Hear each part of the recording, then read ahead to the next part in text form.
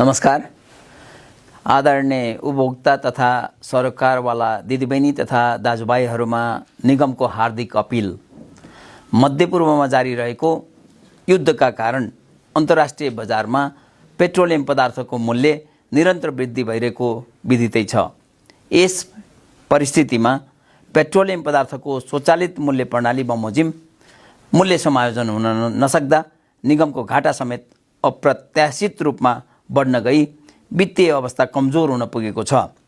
यसरी निगमको वित्तीय अवस्था धराशायी हुँदै जाँदा पेट्रोलियम पदार्थ खरिद गरे बापतको इन्डियन ऑयल कर्पोरेसनलाई गर्नुपर्ने भुक्तानी समेत गर्न नसक्ने अवस्था सिर्जना भई आपूर्ति श्रृङ्खला नै अवरुद्ध हुन सक्ने सम्भावना उच्च भएको छ। यस विषम परिस्थितिलाई दृष्टिगत गरी पेट्रोलियम पदार्थ तथा एलपी ग्यासको वितरण प्रणालीलाई व्यवस्थित बनाई आम उपभोक्ताको माग बमोजिम पेट्रोलियम पदार्थ तथा एलपी ग्यासको उपलब्धता सुनिश्चित गर्न नेपाल आयल निगम हरदम सक्रिय रहँदै आएको छ। पछिल्लो पटक निगमले अप्रिल 3, 2026 मा पेट्रोल, डिजेल र मट्टितेलको साबिक मूल्यमा उच्च घाटा रहे तापनि प्रति लिटर रु 15 का दरले मात्र मूल्य बढाई समायोजन गरिएको थियो। तथापि उक्त मूल्य समायोजन खरिद मूल्यमा भएको वृद्धिको तुलनामा अत्यन्त न्यून मात्रै भएकोले निगमलाई प्रति लिटर पेट्रोलमा रु 34 रुपियाँ 36 पैसा, डिजेलमा रु 120 रुपियाँ 54 पैसा तथा एलपी ग्यासमा रु 416 रुपियाँ 37 पैसा प्रति सिलिन्डर घाटा हुँदा पाक्षिक रूपमा रु 11 अर्ब 71 करोड अर्थात् प्रतिदिन करिब रु 78 करोड घाटा भइरहेको अवस्था थियो।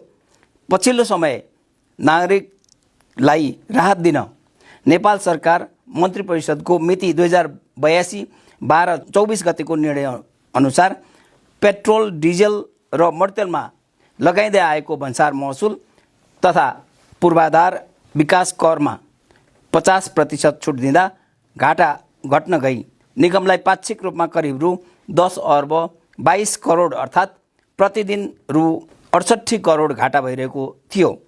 तत्पश्चात पनि अन्तर्राष्ट्रिय बजारमा पेट्रोलियम पदार्थको मूल्य निरन्तर रूपमा वृद्धि भइरहेको अवस्था छ।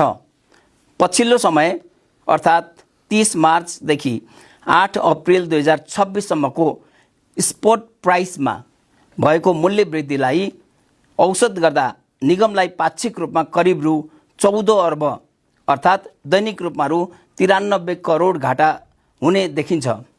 तसर्थ एलपी ग्यास लगायत सम्पूर्ण पेट्रोलियम पदार्थमा मूल्य समायोजन गर्नुको विकल्प निगमसँग नभएको बेहोरा आदरणीय उपभोक्ता महानुभावहरूलाई हार्दिक अनुरोध गर्न चाहन्छु। निगमले आपूर्ति श्रृङ्खलालाई नियमित गर्न नेपाल सरकारबाट प्रदान गरिएको कर छुटबाट बचत भएको रकम, मार्च 23 देखि अप्रिल 7 सम्मको बिक्रीबाट उठेको रकम र निगमको मूल्य स्थिरीकरण कोषमा जम्मा भएको रकमबाट 8 अप्रिल 2026 मा इन्डियन ऑयल कर्पोरेसनलाई रु 26 अर्ब 86 करोड भुक्तानी गरिएको छ। अबको किस्ता 23 अप्रिल 2026 मा भुक्तानी गर्न करिब रु 16 अर्ब 37 करोड रकम व्यवस्थापन गर्नुपर्ने हुँदा 2082 चैत्र 26 गते पुनः मूल्य समायोजन गर्नुपर्ने बाध्यात्मक अवस्था सिर्जना भएको हो। जस अनुसार पेट्रोलमा प्रति लिटर रु 17 रुपियाँ, डिजेल मट्टितेलमा प्रति लिटर रु 25 रुपियाँ तथा एलपी ग्यासमा प्रति सिलिन्डर रु 100 र हवाई इन्धन आन्तरिकतर्फ रु 6 रुपियाँले वृद्धि गरिएको छ। यसरी पेट्रोलियम पदार्थको खुद्रा बिक्री मूल्य समायोजन गर्दा पनि निगमलाई अझै पाक्षिक रूपमा करिब 7 अर्ब 81 करोड घाटा हुने देखिन्छ। विश्वमा सिर्जित असहज परिस्थितिमा पेट्रोलियम पदार्थको बचत गर्नु हामी सबै जिम्मेवार नागरिकको कर्तव्य हुनेछ। हाम्रा छिमेकी मुलुकहरू बङ्गलादेश, पाकिस्तान, श्रीलङ्का तथा अन्य एसियाली मुलुकहरूले समेत इन्धन सङ्कटको विषम परिस्थितिलाई सामना गर्न चर्को मूल्य समायोजन तथा पेट्रोलियम पदार्थको खपत कम गर्न विभिन्न विकल्पहरू जस्तै इन्धनमा कोटा प्रणाली, सवारी साधनलाई जोर बिजोर सञ्चालन, कार्यालय समय 4 दिनमा सीमित, स्कुल कलेजमा अनलाइन कक्षा सञ्चालन आदि जस्ता कठोर विकल्पहरू लागू गर्दै आएको अवस्था छ। नेपाल सरकारको स्पष्ट मार्गदर्शन, सरकारवालाहरूको सहयोग र निगमको प्रभावकारी व्यवस्थापनले गर्दा नेपालको स्थिति सन्तोषजनक अवस्थामा छ। तसर्थ इन्धन सङ्कटको विषम परिस्थितिलाई सामना गर्न सम्पूर्ण उपभोक्ता एवं सरकारवालाहरूसँग निगमले निरन्तर सहयोगको अपेक्षा गर्दछ। नेपालमा आफ्नै पेट्रोल, डिजल, मर्तियल हवाई इन्धन तथा एलपी ग्यासको उत्पादन तथा प्रशोधन गर्ने सुविधा उपलब्ध नरहेको परिप्रेक्ष्यमा यहाँहरूलाई अवगतै छ।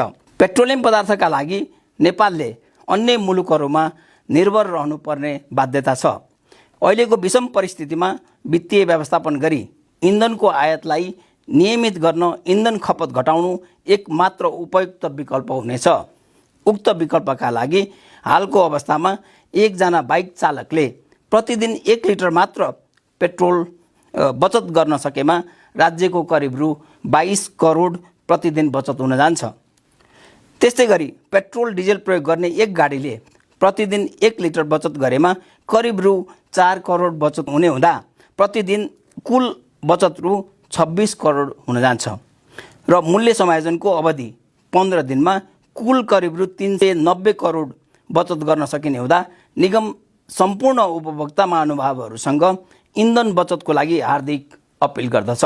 अन्तर्राष्ट्रिय बजारमा भएको आकस्मिक मूल्य वृद्धिका कारण उत्पन्न भएको असहजता र कठिनाइप्रति नेपाल आयल निगम सम्पूर्ण उपभोक्ता एवं सरकारवालाहरूसँग निरन्तर सहयोगको लागि अपिल गर्दै पेट्रोलियम पदार्थको प्रयोगमा मितव्ययिता अपनाइदिनु हुन समेत हार्दिक अनुरोध गर्दछ।